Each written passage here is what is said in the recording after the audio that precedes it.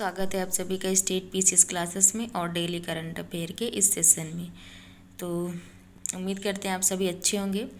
तो आज हम 21 मार्च 2025 का करंट अफेयर और इसके इम्पोर्टेंट क्वेश्चंस को डिस्कस करेंगे। तो चलिए आगे बढ़ते हैं और देखते हैं आज के इम्पोर्टेंट क्वेश्चंस को। तो पहला क्वेश्चन है और बहुत ही इम्पोर्टेंट क्वेश्चन है, क्योंकि आने वाले एग्ज़ाम्स के लिए बहुत ही इम्पोर्टेंट है आर पीसीएस के लिए, कि विश्व खुशहाली रैंकिंग 2025 में भारत को कौन सा स्थान मिला है। तो विश्व खुशहाली रैंकिंग में भारत को 147 देशों में से 118वां जो है 118वें नंबर की रैंकिंग मिली हुई है। फर्स्ट नंबर पे कौन है वर्ल्ड में? तो वर्ल्ड में फर्स्ट नंबर पे फिनलैंड है, जो कि कई सालों से, लगभग मुझे लग रहा है 7-8 सालों से ये लगभग जो है कंटिन्यू पहले नंबर पे रहा है। दूसरे नंबर पे डेनमार्क है। और सबसे लास्ट कौन है, ये सब लोग ध्यान नहीं देते हैं, कभी भी पूछ ले जाता है। तो सबसे लास्ट नंबर पे है कौन है? 147 कंट्री में 147वें नंबर पे अफ़गानिस्तान है। और एक बात, सबसे दिलचस्प बात ये है कि बताइए, पाकिस्तान और नेपाल की रैंकिंग हमसे मतलब कम है। हमारी 118वीं रैंकिंग है, 109वीं रैंकिंग ही है। तो मतलब कि ये है कि उनके ज़्यादा अच्छे पोजीशन पे है इसका मतलब। तो पाकिस्तान किस नंबर पे? 109वीं नंबर पे है और नेपाल को 92वीं रैंकिंग मिली हुई है। तो ये कोई ना कोई तो प्रॉब्लम है कि ऐसे क्यों रैंकिंग दी जाती है। देखिए, भारत में तो बहुत सारी चीज़ें हैं, उस हिसाब से फेवर में हैं चीज़ें हैं, लेकिन पाकिस्तान में क्या ऐसा है कि खुशहाली वहाँ पे ज़्यादा हो गया, लेकिन दी गई है रैंकिंग, कोई बात नहीं। तो भारत का याद रखिएगा कि 118वें नंबर पे है। और हमसे ऊपर हैं कौन? हमसे ऊपर पाकिस्तान और नेपाल हैं रैंकिंग के हिसाब से, क्योंकि जब क्रम बढ़ता है तो हम लोग नीचे स्तर पे आते हैं। तो 118वां है और इसका 109वां है, तो इसका मतलब हमसे ऊपर है। और देखते हैं कि 2024 में क्या रैंकिंग थी। तो 2024 में भारत की रैंकिंग थी 126। और इसको जारी कौन करता है? तो जारी करता है UN sustainable development solution network, जिसको SDSN भी बोलते हैं। उसका जो सतत विकास वाला नेटवर्क होता है वो जो इसको जारी करता है। और 20 मार्च को भी हमने कल डिस्कस किया था, तो 20 मार्च को विश्व खुशहाली दिवस मनाया जाता है। इसी अवसर पे ये रैंकिंग जारी की गई है। तो ये आप सभी इम्पोर्टेंट फैक्ट को आप याद रखिएगा। आगे बढ़ते हैं, नेक्स्ट क्वेश्चन देखते हैं कि RBI सर्वेक्षण के अनुसार वित्त वर्ष 2023-24 में भारत में धन प्रेषण का शीर्ष स्रोत कौन सा रहा है। तो 2023-24 में जो RBI का सर्वेक्षण किया गया, इसमें USA जो है भारत में धन भेजने के मामले में, जो USA के लोग, क्योंकि हमारे जब भारत के लोग जहाँ पे रहेंगे, मतलब विदेश की कंट्री, वहाँ से पैसा भेजेंगे तो वही रेमिटेंस होता है, इसको रेमिटेंस बोलते हैं इंग्लिश में। तो सबसे ज़्यादा कहाँ से आया है रेमिटेंस? वो USA से आया। कितना परसेंट आया? तो 27.7% आया। सेकेंड नंबर पर कौन है? तो सेकेंड नंबर पर UAE है, संयुक्त अमीरात है, संयुक्त अरब अमीरात बोलते हैं, सॉरी, UAE को। और भारत में कौन सबसे ज़्यादा मतलब मिला है, किसको रेमिटेंस सबसे ज़्यादा मिला है? तो भारत में राज्यों के मामले में पहले नंबर पे महाराष्ट्र को मिला है, दूसरे नंबर पे केरल को जो है रेमिटेंस प्राप्त हुआ है। तो याद रखिएगा, सबसे नंबर 1 पे कौन है धन भेजने के मामले में भारत में? तो USA, उसके बाद UAE है। तो आगे बढ़ते नेक्स्ट क्वेश्चन देखते हैं कि चर्चा में रहे रामनाथ गोयनका पुरस्कार का संबंध किससे है। तो रामनाथ गोयनका पुरस्कार का संबंध पत्रकारिता से है। इसमें कितनी राशि दी जाती है? तो इसमें 1 लाख रुपए की राशि दी जाती है। इसकी शुरुआत कब से हुई? तो इसकी शुरुआत 2005 से हुई है। ये इस बार कौन सा क्रम का था? तो इस बार 19वें क्रम का था। किस श्रेणी में, कितने श्रेणी में दिया गया है? तो 20 श्रेणी में 27 अवार्ड दिया गया है। 20 श्रेणी में 27 अवार्ड दिया गया है।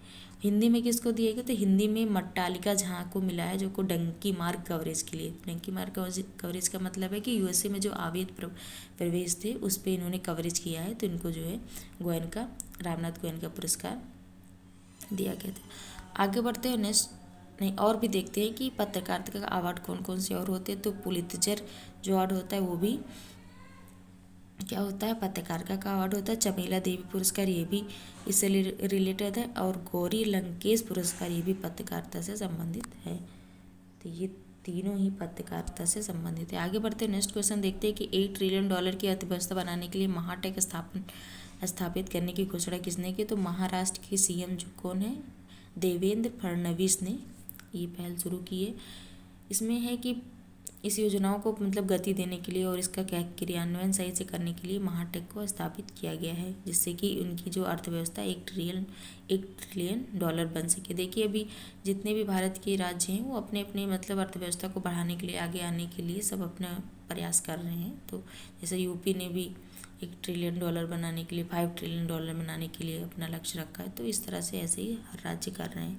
अब महाराष्ट्र के बारे में देखते हैं तो यहाँ की राजधानी मुंबई है और यहाँ का नृत्य कौन कौन सा है। यहाँ का डांस है लावड़ी, लोचिम और तमाशा यहाँ का डांस है। और यहाँ पे महोत्सव मनाया जाता है काला घोड़ा कला महोत्सव मनाया जाता है। यहाँ की पेंटिंग कौन सी है तो वर्ली पेंटिंग किससे संबंधित है पूछ ली जाती है तो महाराष्ट्र से संबंधित है।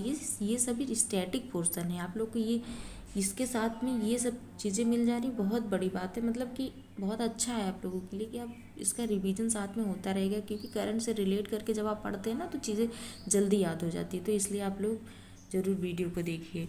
आगे बढ़ते नेक्स्ट क्वेश्चन देखते हैं कि दूरसंचार और IT क्षेत्र में नवाचार के लिए इक्विवेशन प्रोग्राम समर्थ किसने लॉन्च किया है। तो इसको जो है CDOT ने लॉन्च किया है। इसका फुल फॉर्म क्या है तो CDOT का full form centre for development of telematics, और इसका उद्देश्य क्या है वही टेलीकॉम में स्टार्टअप को बढ़ाना। और जो इक्विवेशन इसका अर्थ क्या होता है तो उसका होता है पालन पोषण करना। जो नए नए जो नवाचार किए जाएंगे IT सेक्टर में या दूरसंचार में, तो उसमें जो है क्या होगा उसका पालन पोषण किया जाना स्टार्टिंग से, उसको शुरुआत से। तो इसका उद्देश्य है। आगे बढ़ते हैं नेक्स्ट क्वेश्चन देखते हैं कि लोकसभा सचिवालय में संसद भाषणी शुरू करने के लिए किसके साथ समझौता किया गया है। तो लोकसभा सचिवालय प्लस इलेक्ट्रॉनिक्स और सूचना प्रौद्योगिकी मंत्रालय, जो कि इस समय किसके मंत्री कौन है तो अश्विनी कुमार वैष्णव जी हैं। तो इन दोनों से मिलकर ये संसद भाषणी शुरू किया गया है। ये बहुभाषी AI पर आधारित होगा, इसमें AI को यूज किया जाएगा। अब देखिए इसका स्टैटिक पोर्शन कुछ देखते हैं कि इस समय जो है लोकसभा के महासचिव कौन है तो इस समय लोकसभा के महासचिव उत्पल कुमार सिंह है। अब देखते हैं कि लोकसभा की पहली बैठक कब हुई थी। तो लोकसभा की पहली बैठक जो हुई थी 13 मई 1952 में हुई थी। और पहला स्पीकर कौन बना था, लोकसभा स्पीकर कौन बना था तो जिसको GV मावलकर हम लोग बोलते हैं। तो इनका पूरा नाम है गणेश वासुदेव मावलकर इनका नाम है। और पहली महिला पूछ लिया जाता, पहली महिला लोकसभा अध्यक्ष कौन बनी थी तो मीरा कुमार बनी थी। और 18वीं लोकसभा के प्रोटेम स्पीकर कौन बनाए गए थे अभी तो भर्तृहरि मेहताब जो है 18वीं लोकसभा के प्रोटेम स्पीकर बनाए गए थे। और इसके बाद इस समय कौन है तो इस समय ओम बिरला से इसके प्रोटेम स्पीकर हैं। आगे बढ़ते हैं नेक्स्ट क्वेश्चन देखते हैं। नेक्स्ट क्वेश्चन है कि पारसी नवरोज मनाया गया है, इसे यूनेस्को की सांस्कृतिक सूची में कब शामिल किया गया है। तो पारसी किसका जो नवरोज है ये पारसी धर्म का महोत्सव है। और इसमें जो है इसका अर्थ क्या होता है, इसका अर्थ होता है नया दिन। नवरोज का अर्थ होता है नया दिन। और इसकी शुरुआत किसने की थी नवरोज का तो नवरोज जो है पैगंबर जोरास्टर ने शुरू किया था। तो इसको 2016 में इसको यूनेस्को की सांस्कृतिक सूची में शामिल किया गया था। और कुंभ को कब किया गया था तो कुंभ को 2017 में यूनेस्को में शामिल किया गया था। तो ये इंपॉर्टेंट क्वेश्चन है। आगे बढ़ते हैं नेक्स्ट क्वेश्चन देखते हैं। गंभीर रूप से लुप्तप्राय किली फिश की नई प्रजाति गंगोनी वन में खोजी गई है। यहाँ का गंगोनी वन जो है कहाँ पर है तो ये जो है केन्या में है, अफ्रीका के केन्या में है। और इसको कहाँ पे शामिल किया गया तो ये IUCN की रेड डाटा बुक में जो है इसको शामिल किया गया है। ये गंभीर रूप से लुप्तप्राय हो चुकी है। और IUCN की स्थापना कब हुई थी तो 1948 में इसकी स्थापना हुई थी। इसका हेडक्वार्टर ग्लेन स्विट्जरलैंड में है। आगे बढ़ते नेक्स्ट क्वेश्चन देखते हैं कि व्यक्तिगत वित्त प्रबंधन के लिए PB मनी किसने लॉन्च की है। तो PB मनी जो है पैसा बाजार ने लॉन्च किया। इसमें क्या होता है कि व्यक्तिगत जो वित्त प्रबंधन है उसकी सलाह दी जाती है। जैसे आपको निवेश कहाँ पे करना है, आपको सेविंग कितनी मतलब कहाँ पे करनी है, तो ये PB मनी आपको सलाह देती है, पैसा बाजार ने लॉन्च किया। आगे बढ़ते हुए नेक्स्ट क्वेश्चन है, आज का लास्ट क्वेश्चन है कि सुप्रीम कोर्ट ने किस मामले के तहत विकास के अधिकार को मान्यता दिया है। तो ये एक मामला था ऑरीविले फाउंडेशन बनाम नवरोज केस, ये 2025 का है, जिसमें NGT जो है पर्यावरण का हवाला देकर जो है इसको मना कर दिया था कि यहाँ पर जो है विकास नहीं किया जा सकता। तो सुप्रीम कोर्ट में इसमें डिसीजन दिया और कहा कि स्वच्छ पर्यावरण के साथ जो है विकास का भी अधिकार है। ऐसा नहीं है कि सिर्फ मतलब आप पर्यावरण के चक्कर में आप विकास नहीं होगा। तो इसलिए ये पर्यावरण भी मतलब स्वच्छ पर्यावरण भी रखिए और उसके बाद विकास भी साथ में सम्मुख मतलब विकास भी उसका अधिकार है। तो इसमें 3 जैसे आर्टिकल है, आर्टिकल 14 है, आर्टिकल 19 है, आर्टिकल 21 है। इस तीनों को जो है गोल्डन ट्रायंगल कहा जाता है। इसमें सबको मतलब मिला जुला के सबका होना चाहिए। जैसे कि इसमें है कि समान कानून समान सबके लिए है। और 19 आर्टिकल 19 में स्वतंत्रता का अधिकार है, इसमें स्वतंत्रता भी जरूरी है। और आर्टिकल 21 है कि स्वच्छता भी आपको स्वच्छ पर्यावरण भी है मिलना चाहिए। तो इस हिसाब से मतलब आपको विकास भी ज़रूरी है और स्वच्छ पर्यावरण भी ज़रूरी है। आगे बढ़ते हैं। और आज की शॉर्ट न्यूज़ है कि इंडोनेशिया में हुई इस्लामिक सहयोग संगठन के PUIC के 19वें सत्र की बैठक शुरू हुई।